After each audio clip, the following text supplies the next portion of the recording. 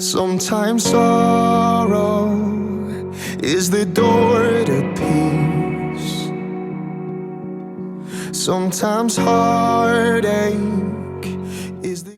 Hi, my name is Jim DuBach, and my wife Leslie and I have been parishioners here at St. Pius since 1991, and we're thankful to have raised our three daughters here, Grace, Laura, and Noelle. And they all went through St. Pius School. Very grateful for that, and then Bishop Chittard. I'm grateful to Rusty for this great idea of, and I've enjoyed so much the other parishioners that have given their witness. The problem is now it's my turn, so here goes. My hope is simply that something of what I say may be of use to you on your spiritual journey. I grew up in the city of Chicago, one of the 6 children of my saintly parents, Bob and Helen. Our Lady of Peace was our parish, a very beautiful church, very crowded neighborhood, several thousand parishioners for sure. We had about 12 masses every Sunday just to accommodate the size of the parish. We were all able to walk to school, so it was definitely the old days. It seems that when we're children, and I think back to my parish and those days when I fell in love with the Lord, our hearts are real open to God and to the beauty of the church and the saints. And then for some of us, somewhere in early adulthood, we become focused on all that we have to do, all the challenges of adult life, and somehow, whereas we had given our heart when we were children, we kind of slowly take it back and think that all the growing up is our job, and God becomes kind of irrelevant. And sadly, in my 20s, I wasn't going to church real regularly for a period there, and I look back at that and realize that was a desert time for me. But I thank God, a friend, a sister of mercy, aptly enough, that I had taught with my first year out of college, we bumped into each other coincidentally. Of course, it wasn't coincidental. And she invited me to celebrate Mass with she and her small community of sisters, and I did that. And once again, my eyes were open to the beauty and the power of God, and I started attending Mass very regularly from then on. So what works for me in my faith life, that's the purpose for me talking to you.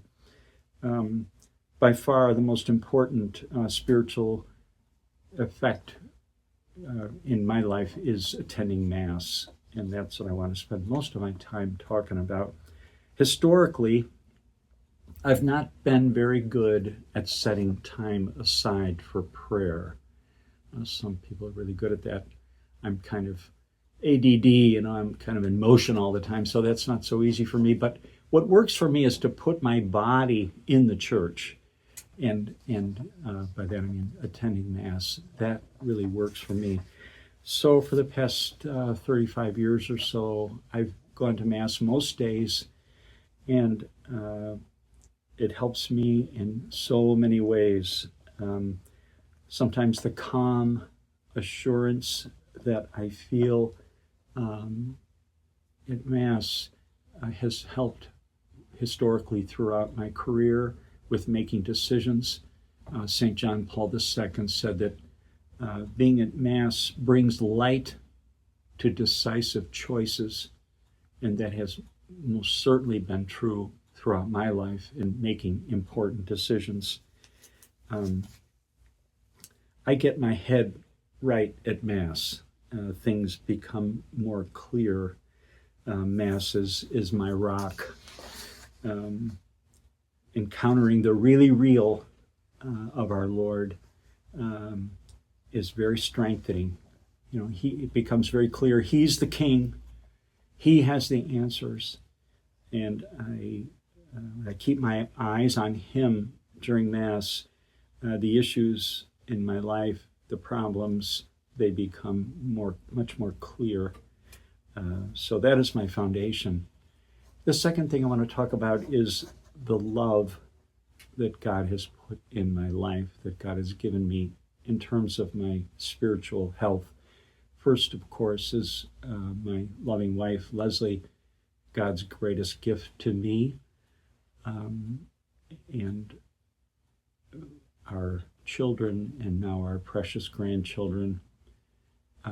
That love is God's reality in my life, and that goodness and beauty of, again, the people that I love, my wife and children and grandchildren and friends, and that reality, of course, is how God shows His love for me.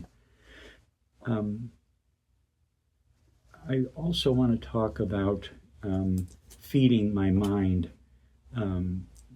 I get the Magnificat, which is a very trusty help for me. It has the readings for the Mass and meditations from saints or great authors, a couple of works of art that are very interesting. I didn't know a thing about art. I still don't, but it's good to have somebody who does talk about the beauty that is in art and the spiritual power. So that is a real anchor for me in my spiritual life. I listen to Dr. Tim Gray, his 4-minute commentary every day on the readings. That's very helpful. And now there's all these wonderful online sources, Scott Hahn's group and Hallow, and there's so many good resources online as well. So my mind needs to be fed. And we're so blessed here with Father Francis's great leadership. And we have Father Luigi and Deacon Rick's great homilies. So we're very blessed here. Terrific music with Clara's leadership. So we're very blessed at St. Pius. I also want to talk about the importance of truth for me spiritually. John Paul II was asked if he had one word for the faith, what would it be? And he said, truth. And we know that our Lord said that He came to bear witness to the truth. The truth for me is very dynamic, very energizing. Our Lord gave to St. Peter and the church the power to bind and to loose. And so in matters of faith and morals, I need to conform my beliefs and my opinions to those of our Lord as set forth in the Catechism. And I treasure the Catechism. It is an anchor for me. If I have a question, if I need clarification of something about our faith, the Catechism is a tremendous resource. And that is where truth is located. And I crave truth, and I feed off of it in my spiritual life. John Paul II said so many times, be not afraid. And when I have the truth, then I am not afraid. And he also said that prayer is battle. And our prayer is in battle against the devil's work. With God's grace, we can see the way that snake is operating, war, abortion, injustice, all these evils that Satan brings about. When we have the truth, we have the power, the motivation to stand up against these evils and to see them for what they are. St. John Henry Newman's insight is very helpful to me. He said the true Christian is a warrior, not because he likes to fight, but because he loves the truth. So the truth is we want to stay with that, and that's very helpful to me. I appreciate St. John Chrysostom's description that the thoughts that Satan puts in our minds, St. John called those dusky thoughts to tempt us, just like he tempted Adam and Eve.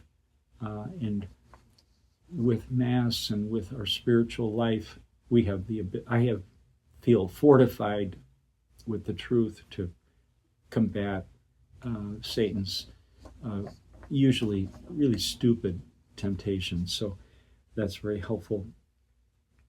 And finally, I want to talk about how going to Mass is the supper of the Lamb. And we see in the book of Revelation that what's happening in heaven, the heavenly liturgy, is really a Mass. So when I'm at Mass, I know that I am in communion with the heavenly liturgy.